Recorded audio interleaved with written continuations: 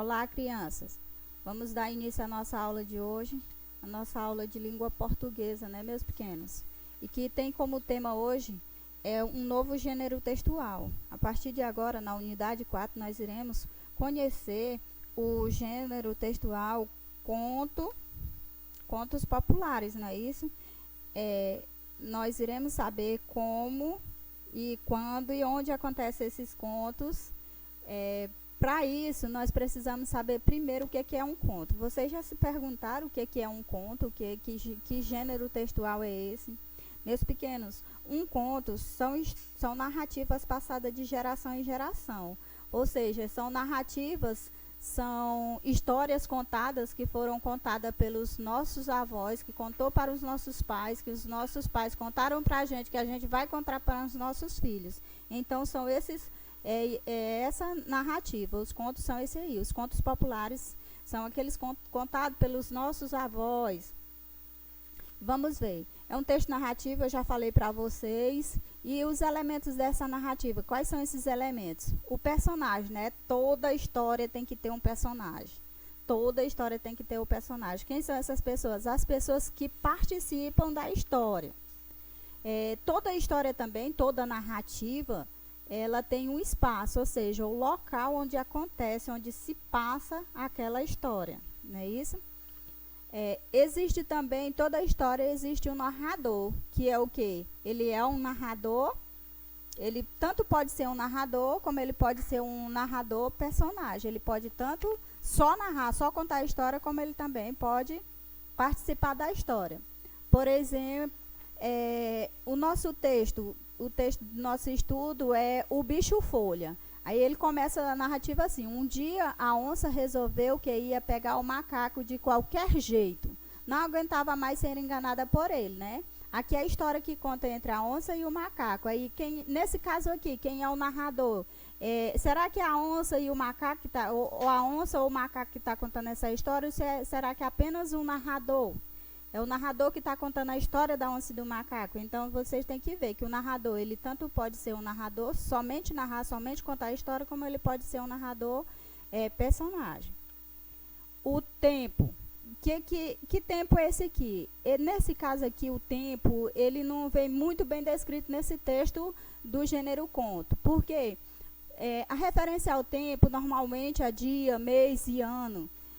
Normalmente, nos contos, vem assim, certa vez ou um dia, determinado, entendeu? Então, o tempo se refere a isso. Não existe um tempo cronologicamente contadinho, assim, tanto dia do mês tal, do ano tal, aconteceu. Não, nessa narrativa aqui, o tempo fica meio vago.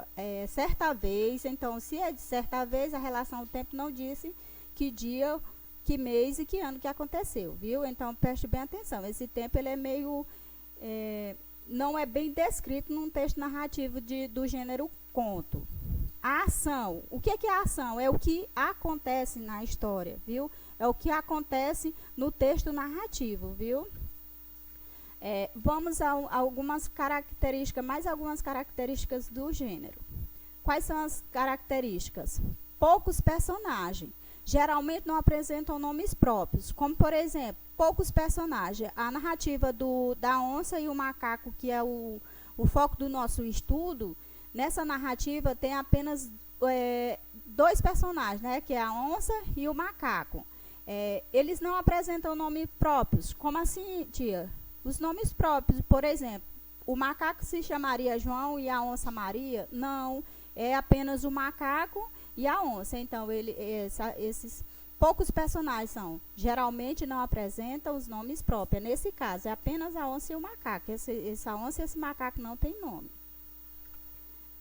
O tempo. O que é o tempo? Já foi dito para vocês. Ele pode não apresentar informações sobre o tempo e o espaço. Ou seja, certa vez, anos atrás, aí já botou, né?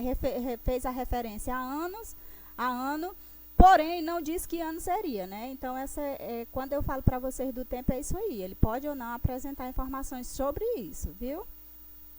A linguagem informal com marcas de oralidade. Que linguagem é essa? Ele não vai usar como na maioria das vezes os contos são contados por pessoas idosas, eles não têm uma linguagem formal, não vão levar tudo ao pé da letra, tudo bem explicadinho, não. Eles contam a história de forma que seja compreensível para quem está ouvindo essa história. As ações, o que são as ações? As ações acontecem em um só lugar com um só conflito. No caso aqui, deixa eu te ler bem aqui um trechinho do Bicho Folha, que é uma história do folclore brasileiro. Vou ler só um trechinho. O Bicho Folha. Um dia a onça resolveu que ia pegar o macaco de qualquer jeito. Não aguentava mais ser enganada por ele. E desta vez ia ser na marra. Não ia arquitetar plano nenhum, pois sempre acabava mal para o lado dela. Ia ser pau a pau, pedra a pedra. Entendeu? As ações é o que vai acontecer. O que é que a onça quer aqui? Qual que é o conflito? Qual que é o conflito gerado aqui?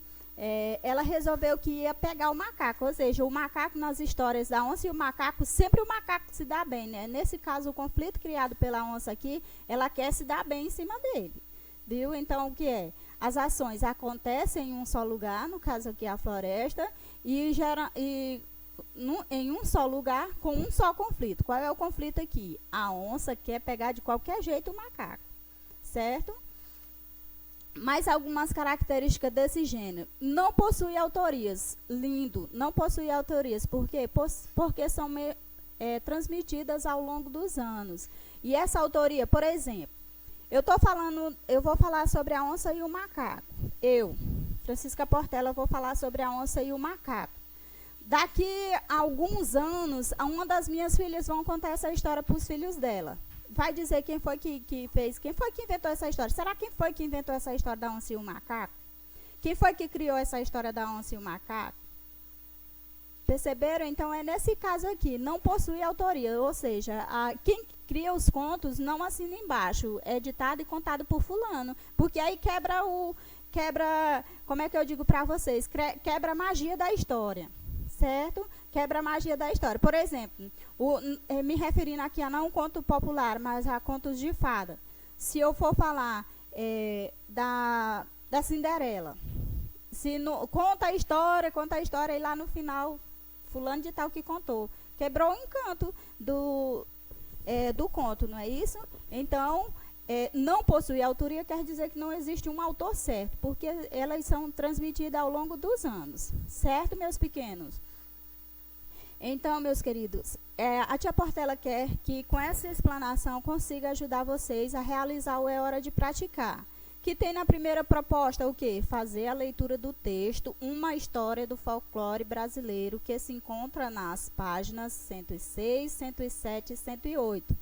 É um texto extenso, é uma narrativa, é um conto, vai contar um conto para vocês, um conto popular, e nesse caso aqui é uma narrativa curta, mas que escrito ou ocupou essas 3 páginas, viu? E vão na segunda proposta fazer o quê? Responder o estudo do texto nas páginas 109, 110 e 111. São 2 estudos do texto, desse único texto. Como ele é um texto grande, ele é 2 estudos. Por esse motivo, a tia Portela não vai postar aqui para vocês uma atividade em PDF, certo? Vocês só terão que responder a atividade, os 2 estudos no livro, tirar as fotos e enviar para mim, viu?